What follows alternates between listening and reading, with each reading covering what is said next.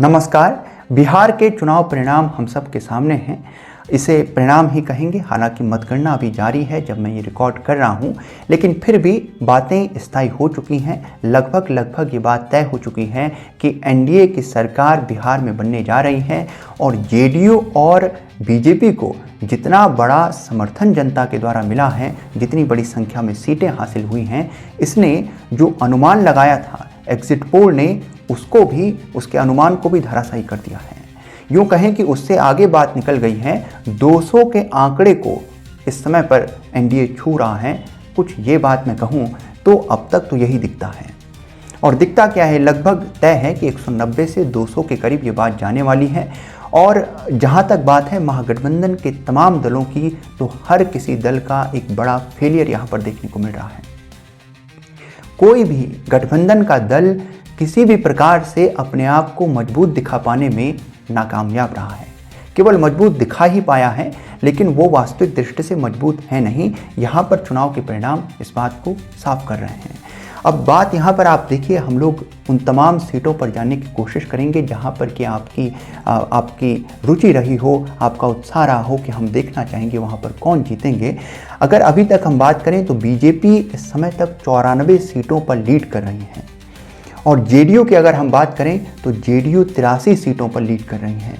RJD केवल और केवल 26 सीटों पर इस समय पर है, और एलजेपी यानी चिराग पासवान की पार्टी जो है वो 19 सीटों पर इस समय पर लीड कर रही है। 29 सीटों पर लड़ी है और 19 सीटों पर एलजेपी जो है इस समय पर आप देखिए कि वो लीड कर रही हैं। और अगर एआईएमआईएम की बात करें तो 6 सीटों पर एआईएमआईएम भी इस समय पर लीड कर रही हैं। और आप जानकर हैरान होंगे कि एआईएमआईएम पार्टी जो है कांग्रेस से बेहतर साबित हुई है।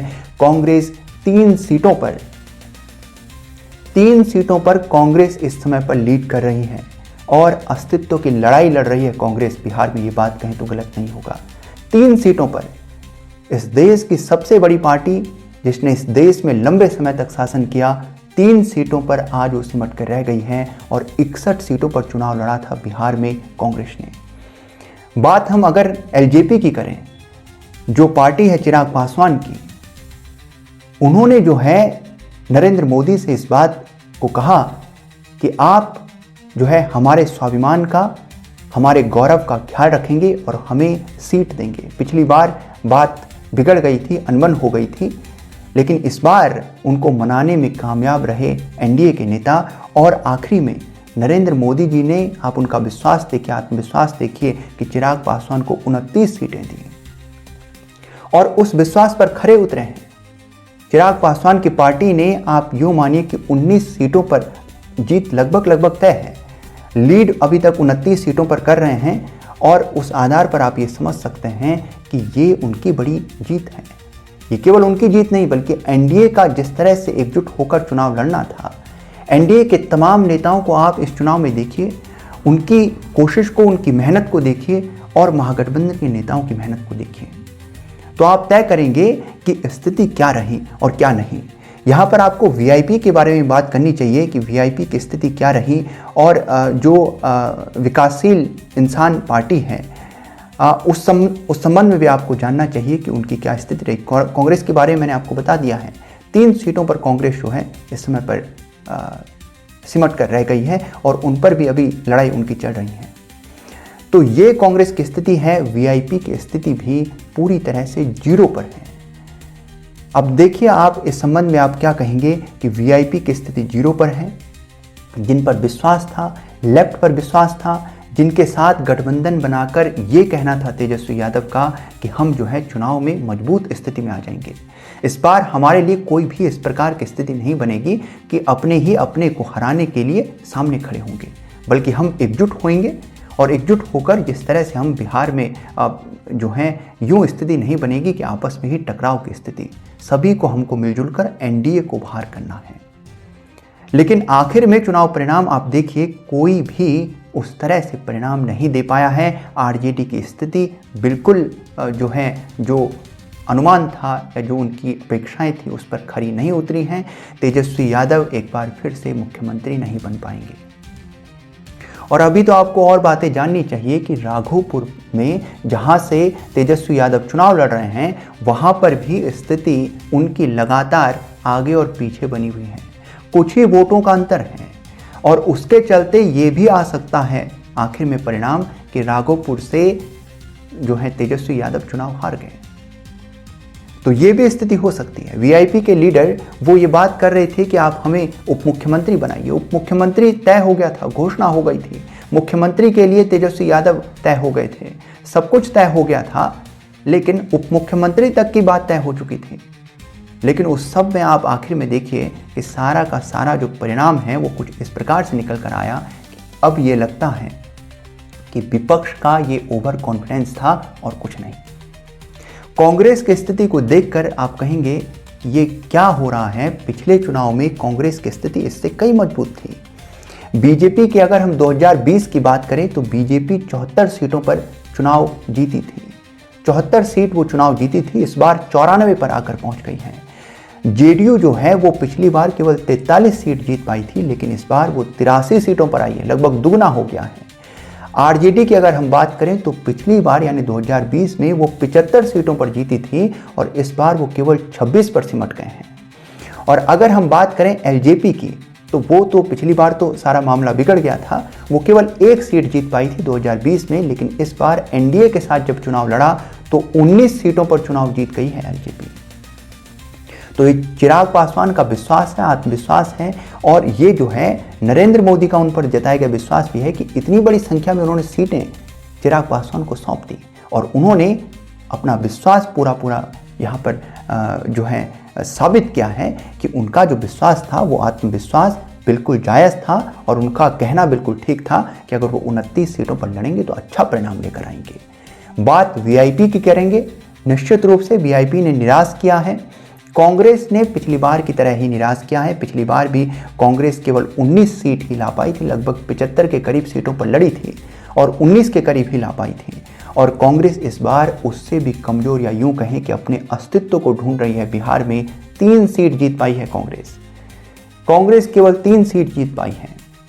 आप सोचिए वो कांग्रेस जो एसआईआर को लेकर इतना बड़ा जिसने यात्रा की, जिसने बिहार में एसआईआर की बात की, वोट चोरी का इतना बड़ा जो है पूरा का पूरा अभियान चला, लेकिन उसके बावजूद भी कांग्रेस की बात उतनी जो है लोगों को समझ नहीं आई और आखिर में कांग्रेस को यूं कहें कि नकार दिया है। और ये पहले से भी बात हो रही थी, कांग्रेस के संबंध में बिल्कुल भी बिहार में कोई चर्चा देखने को नहीं मिल रही थी। अब जेडीयू और बीजेपी की इस जीत के बाद आगे क्या कहेंगे कांग्रेस के बड़े नेता, क्योंकि देखिए जो जन स्वराज पार्टी है वो भी किसी प्रकार से अपने प्रदर्शन को नहीं दिखा पाई है। जन स्वराज पार्टी प्रशांत किशोर की पार्टी जो कि एक महत्वपूर्ण पार्टी बनकर सामने आ रही थी, युवाओं का उस पर विश्वास बन रहा था, लेकिन बिहार की राजनीति ये है, ज़मीनी हकीकत क्या होती है ये यहाँ से पता चलती है कि जो जन स्वराज पार्टी है प्रशांत किशोर की, वो पार्टी वास्तविक स्थिति में 0 पर सिमट गई है। तो ये भी देखना होगा, कुछ महत्वपूर्ण नाम आपको देखने चाहिए इस समय पर। जैसे विजय चौधरी की बात है, जेडीयू के हैं और वो इस समय पर लीडिंग में हैं। इसके अलावा अन्य कई नेताओं को आप चाहेंगे कि आप जानें, देखें।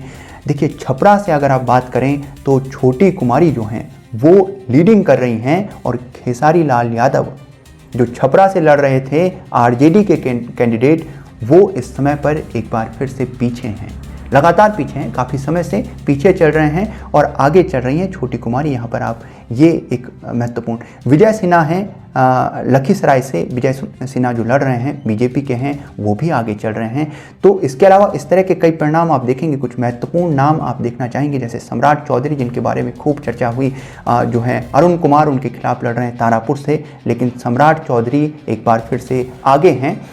यूँ मानिए आपके सम्राट चौधरी के संबंध में भी ये बात हो रही थी कि वे चुनाव जो है उनका कहीं फंस सकता है, इसलिए भी फंस सकता है क्योंकि लगातार उन पर भी आक्षेप हो रहा था और प्रशांत किशोर के तो एकदम टारगेट में थे, लेकिन अब जो परिणाम देखने को मिल रहे हैं उसमें अभी तक तो वे आगे निकल रहे हैं, लगातार आगे बढ़ रहे हैं। लखीसराय की बात करें, मोकामा की हम बात करना चाहेंगे कि मोकामा में क्या कुछ हो रहा है, क्योंकि ये भी एक हॉट सीट बनी हुई थी। तो मोकामा की अगर हम बात करें तो यहाँ पर अनंत सिंह चुनाव लड़ रहे हैं जनता दल यूनाइटेड के, जेडीयू के, और वही लीडिंग कर रहे हैं। लगभग 27,000 वोटों के साथ। तो मोकामा के विषय में भी आप जानना चाहेंगे, जेडीयू के जो है अनंत सिंह यहाँ पर बीना देवी को हराते हुए, राष्ट्रीय जनता दल के यानी आरजेडी के, उनको हराते हुए 27,000 वोटों के साथ आगे चल रहे हैं इस समय पर मोकामा में अनंत सिंह।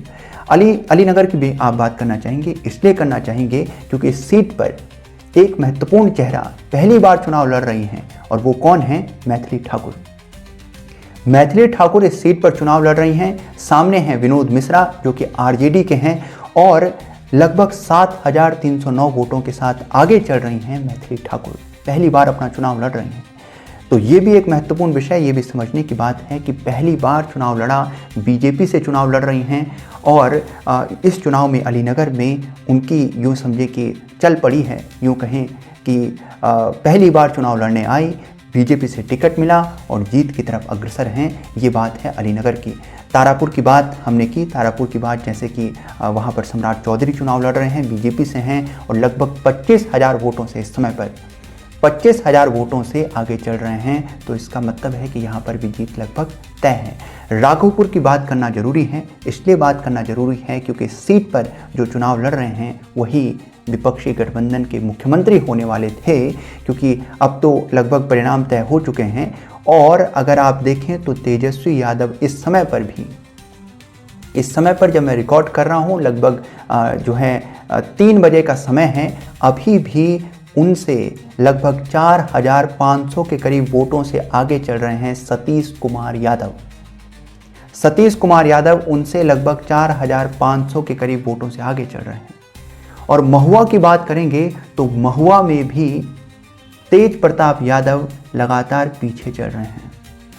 तो स्थिति ये है कि अब इस समय पर चुनाव में लालू प्रसाद यादव के परिवार के दोनों, तेज प्रताप यादव बीच में देखिए संघर्ष भी चला, परिवार का ही संघर्ष चला, वो तमाम बातें सामने आई, और उसके बाद एक दूसरे के निशाने पर भी रहे। तेज प्रताप यादव की तरफ से लगातार निशाना साधा भी जा रहा था, तमाम बातें भी रखी गई, वो संघर्ष भी देखने को मिला। लेकिन इस समय पर तेजस्वी यादव भी चुनाव में अपने जो परिणाम देखने को मिल रहे हैं उसमें पीछे चल रहे हैं, और पीछे चल रहे हैं तेज प्रताप यादव भी। तो दो जो विपक्षी गठबंधन के महत्वपूर्ण चेहरे हुआ करते थे, दो जो विपक्षी गठबंधन के यूं कहें कि ताकत है, उसकी रीढ़ है, तेजस्वी यादव ही हैं। उन्होंने स्वयं कहा था कि हम जो हैं इस विपक्षी गठबंधन का एक तरह से हम इंजन हैं। और ये सीधी सी बात है भाई, आरजेडी अगर सभी सीटों पर चुनाव लड़ती, कांग्रेस को बाहर ही रख लेती, तो उससे भी शायद आरजेडी को कुछ अच्छा परिणाम मिलता, शायद इससे कुछ अच्छा मिलता। अब देखिए आरजेडी भी खुद निराश है, यूँ तो कहें कि आरजेडी भी 29 सीटों पर लीडिंग कर रही है इस समय पर, और लगभग परिणाम तय हैं। तो इस दशा में आरजेडी क्या कह सकती है? तो तेजस्वी यादव निश्चित रूप से आरजेडी इंजन था विपक्षी गठबंधन का, लेकिन वो इतना कामयाब नहीं था।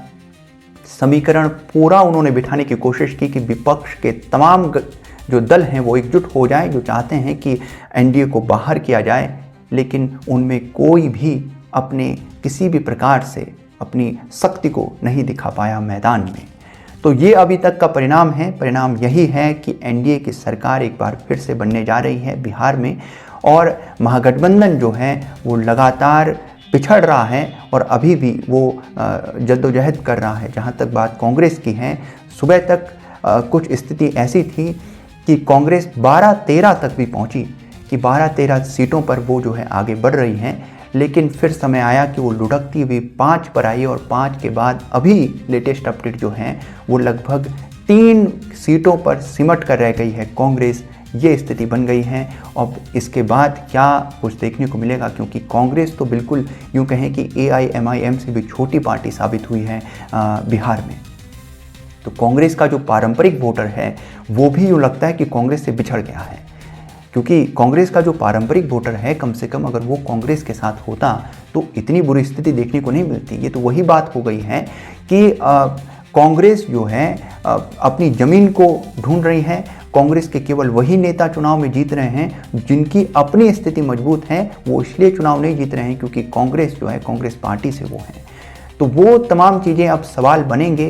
राहुल गांधी जी पर भी सवाल उठेंगे। सवाल इस पर उठेंगे कि इतने दिन जो इतनी बड़ी यात्राएं बिहार में हुई, ये सब कुछ बिहार में अभियान चलाया गया, वोट चोरी का मामला उठाया गया, आखिर जनता पर उसका प्रभाव क्यों नहीं पड़ता। सोचने की बात है। उस सब में आप सब आगे इस संदर्भ में क्या विचार रखते हैं, आप इस संदर्भ में क्या सोचते हैं, कमेंट बॉक्स में लिखिएगा। यदि वीडियो पसंद आए तो लाइक कीजिएगा, शेयर कीजिएगा, हमारे चैनल को सब्सक्राइब कीजिएगा।